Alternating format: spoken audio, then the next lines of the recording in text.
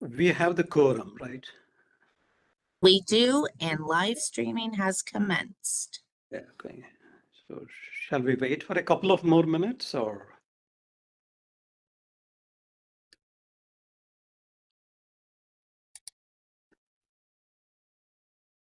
Given the timing for today is a little bit tight on the meeting, Lawrence, you may want to start.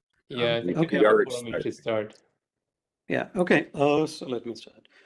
Good afternoon and welcome to this virtual meeting of the Audit, Finance and Risk Committee of the Toronto Seniors Housing Corporation, which is being live streamed on YouTube.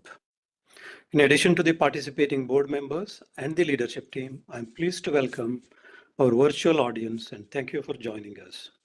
On behalf of the committee, I would like to thank Jill, our interim CEO, for holding the fort efficiently and effectively when Tom Hunter was away at TCHC. Jill, we appreciate all that you have done for our corporation. Tom will be back on April 8th and Jill will be returning to her position with the City of Toronto. I want to thank Grant, Vince and their team for the preparation of materials brought forward for today's meeting. Today in public session, we will be reviewing the 2023 financial results, update on the 2024 cash flow, changes to two procurement orders due to extension of agreements. And in the closed session, KPMG will present their audit findings report and the draft audited financial statements. Vince will be discussing the 2023 TCHC reconciliation. There will be a presentation on emergency management and emergency response planning. Let us begin with the land and African ancestral acknowledgement. Though we may be meeting virtually in different locations, as a committee of a City of Toronto Corporation, we honor the land we are on, which has been the site of human activity since time immemorial. It is the traditional territories of the Huron-Wendat, Anishinaabe, the Chippewa, the Haudenosaunee Confederacy, and most recently, the Mississaugas of the Credit River First Nations. Ontario is covered by 46 treaties and other agreements and is home to many Indigenous nations from across Turtle Island, including the Inuit and the Métis. The committee also acknowledges that Toronto is covered by Treaty 13, signed with the Mississaugas of the Credit, and Williams Treaty, signed with multiple Mississaugas and Chippewa bands. These treaties and other agreements, including the One Dish with One Spoon Wampum Belt Covenant, or agreements to peaceably share and care for the land and its resources. Other Indigenous nations, Europeans, and newcomers were invited into this covenant in the spirit of respect, peace, and friendship. We are mindful of broken covenants, and we strive to make this right with the land and with each other.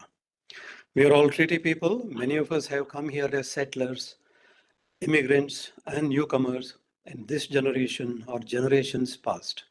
We would also like to acknowledge those who came here forcibly, particularly as a result of the transatlantic slave trade.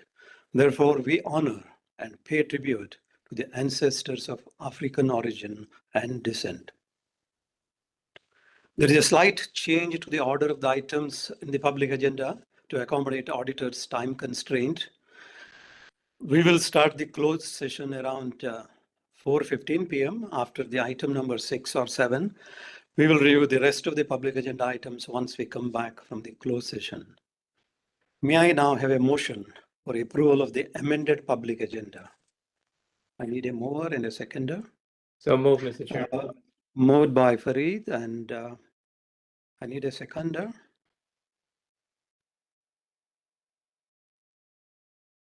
I do not see anyone. Seconded by Warren. Warren, seconded by Warren. Thank you. It's carried. Next item is a declaration of conflict of interest, if any.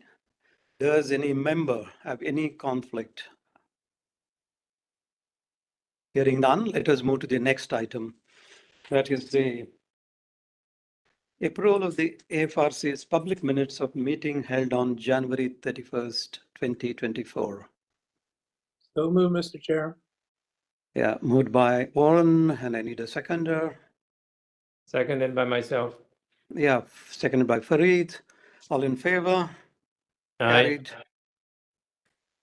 Item number 6, that is the approval of the amended AFRC closed session minutes of November 28, 2023. So moved, Any- Mr. Chair. Okay, moved by Warren. and Seconded by myself. Farid. All in favor? Carried. Then it will be item number 7, review of AFRC action items. Any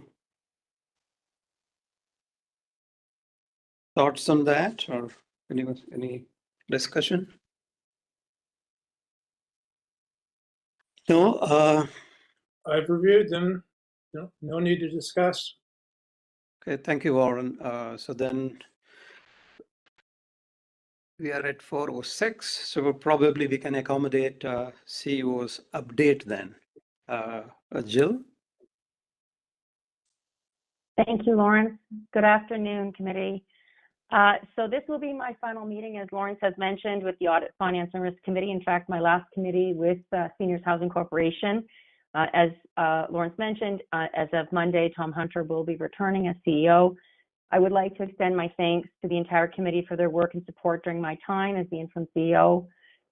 Many key items have come forward over the past few months, including the 2024 budget, reporting on financial results, updates on finance matters, and policies, to highlight just a few. We continue to see significant efforts in the work of Toronto Seniors Housing Corporation over these last few months, some of which will be highlighted through today's further conversation. Finally, I'd just like to extend my best wishes to the continued success of the corporation and the important work that this committee and the corporation has done with staff every day to move our path forward. I'd like to extend my thanks to our board and to the staff of Seniors Corporation, particularly my senior leadership team, who have been phenomenal to me in supporting me in this corporation. I am so proud to have spent yet another visit with this amazing group of people. Very honored and grateful for the opportunity. And on that note, Lawrence, I'll hand it back to you. Thank you, Jill. The committee would like to really wish you all the best in your new, position which you are going back. I think we are at the mark of 4:08. Vince, are auditors ready, or can we continue with the next item? So yes, thanks, Lawrence, and through the chair. I think they have not come yet. I think we're a little bit early. I think I can proceed with item number 9, which is to Okay. go over the financial results at this time, if it's okay. Yeah, please go ahead. Okay. So attached, you should find there the 2023 financial result, and in the financial results, operating revenue of $43.18 million, with expense comprising of essentially $38.907 million from TCHC, from transition agreement, and $3.943 million from the City of Toronto, which comprised of $3.11 million from deferred revenue that we received back in 2022, and an additional $825,000 for the COVID expenses, which we realized in 2023. So that makes up for that total, along with $267,396 of interest income earned through our deposit with the bank. In terms of expenses, so in terms of the total net revenue overall, we have a surplus, a small surplus of $267,396, which also makes up the amount that we receive through the interest income. As discussed in the past 3 years, essentially TSHC has a balanced budget overall, with the slight surplus in the interest income earned. And we will continue to see that as part of the budgeting process in agreement with TCHC and the city itself.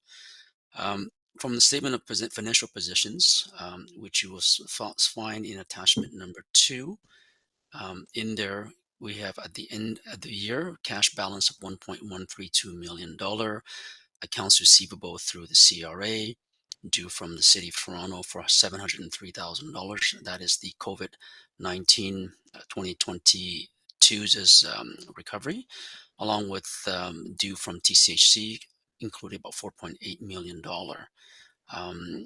If you can go down further below that as well, there is also the long-term due from TCHC, which still remains from 2022 of $4.180 million. So in total, there's about close to $9 million overall in terms of the overall receivable from TCHC. Along with that as well, we have a small item that we purchased, a capital asset purchased in 2023. So that gives us a net total assets, of 11,757,769. In terms of the liabilities, included accounts payable and accrued liabilities of $3.478 million. And within that, a majority of that is in payroll. We also have some amount owing to TCHC of $2.585 million. Part of that is to do with the 2022's surplus, $1.6 million, along with a service delivery agreement back in December of 2023, which is also sitting in our liability account in there to make up the $2.5 million. We also owe the city $76,000. And on top of that, there is also employee benefits of $5.187 million that we have in our books.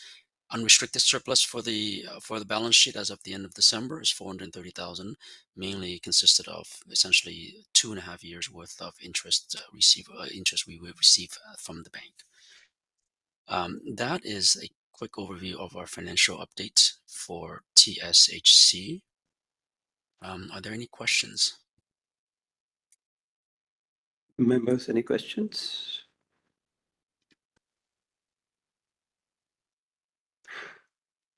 Well, I don't have any questions, so we can move on. I think KPMG auditors are here, so probably then better we move to a closed session. So I need a motion to move to the closed session. Warren? So move, Mr. Chair. Moved by Fareed, and I need a seconder. Warren? Seconded by Warren. Yeah, seconded by Warren. Thank you.